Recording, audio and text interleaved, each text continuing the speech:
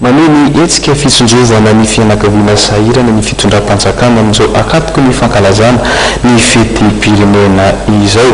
Ireo ankizy sahirana sy zanaky ny voafonja beazana amin'ny toby tsara manasoa teny itosy ary androany ny zarana fanomezana rejeretsika ny fanadidina. Ankizy miisa valo sy roanjato teniteny hatramin'ny telo amby folo taona no nizaran'ny ministeran'ny mponina kilalao vatomamy sy biscuit ary arendiny androany tetsy amin'ny toby tsara manasoa itosy.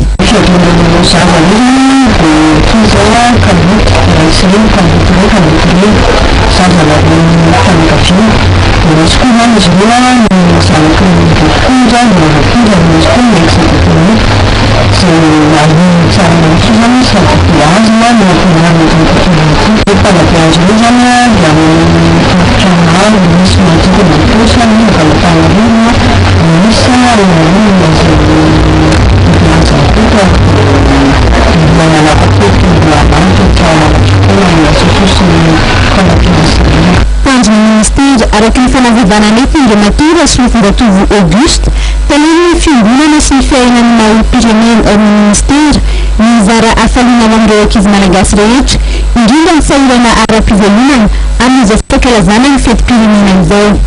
Milavitra ny fisorany ekipan'ny ministéra moa ny talen'ny toby. Ny toby tsara manasoa no miantoka ny fampianarana ireto ankizy ireto.